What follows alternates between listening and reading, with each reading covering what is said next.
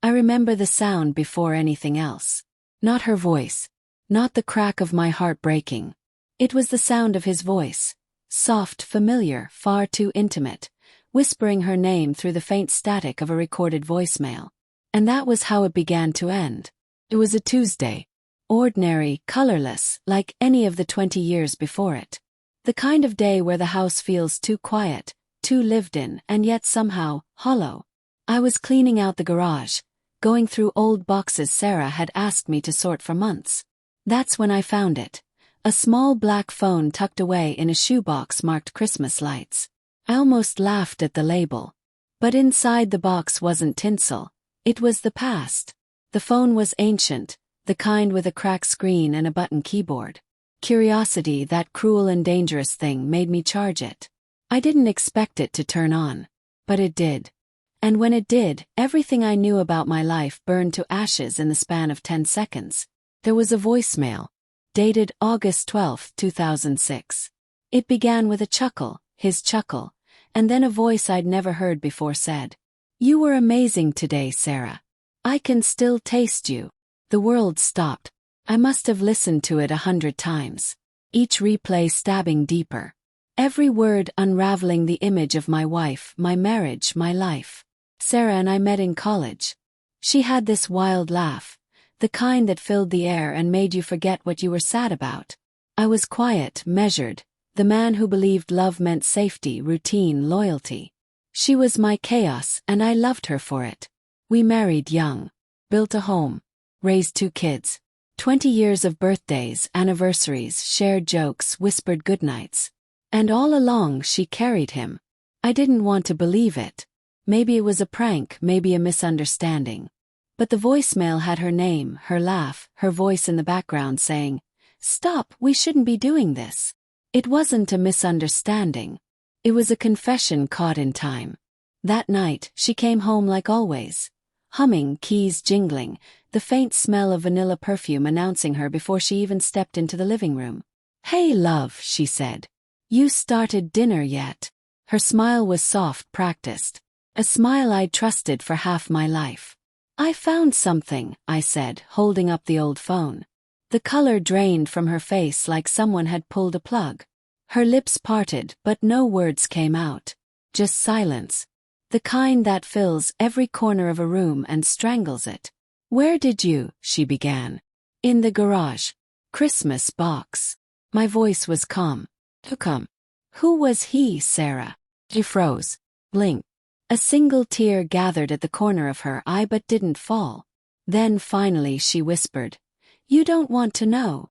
"Yes," I said. "I do." His name was Daniel. A co-worker from her old marketing firm.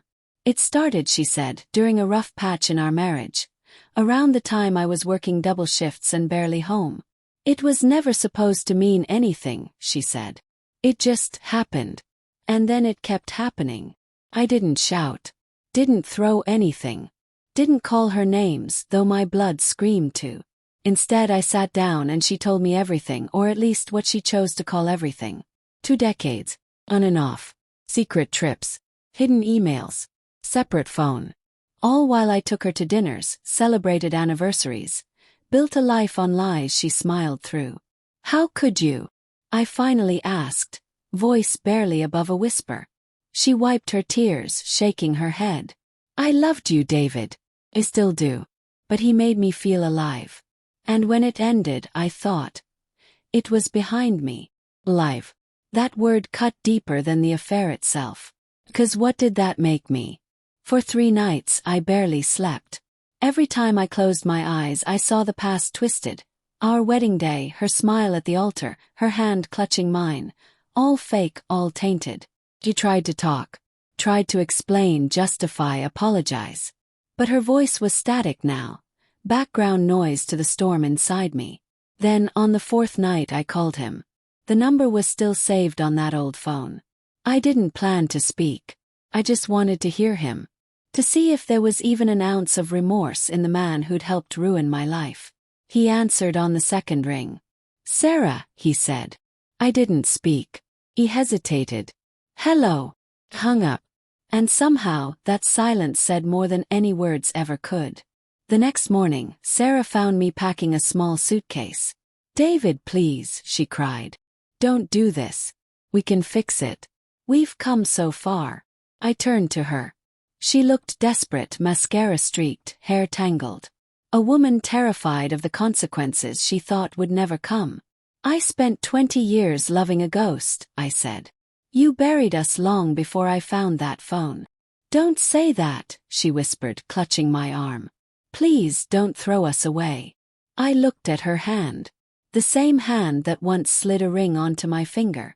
The same hand that had held another man's for 2 decades. And then I said it.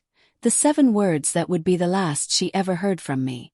"You killed us long before I did." Then I left. That was 2 years ago. I didn't remarry. Didn't move far either. Just far enough that her shadow couldn't reach me anymore. Our kids still talk to her, though they know. I told them gently, truthfully. They deserved at least that. Sometimes I still find myself replaying memories. Sunday mornings in bed, her laughter in the kitchen, the way she'd fall asleep against my shoulder. I wonder which of those moments were real, which were borrowed from guilt. I've come to realize betrayal isn't just the act. It's the echo it leaves behind. The way it infects trust, dulls joy, and makes even silence feel dishonest. I used to think love was enough to hold 2 people together. Now I know it's only enough if both hands are holding on. Last week I got a letter from her. No return address, just her handwriting. Neat, familiar, trembling.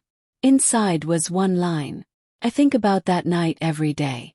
I didn't reply. Because there are wounds you don't reopen. Some ghosts you let fade. And yet, sometimes when the house is quiet and the evening light hits just right, I catch myself whispering those 7 words again. Not with anger anymore, but with a strange, bittersweet peace. "You killed us long before I did." And for the first time in years, the silence that follows feels like freedom.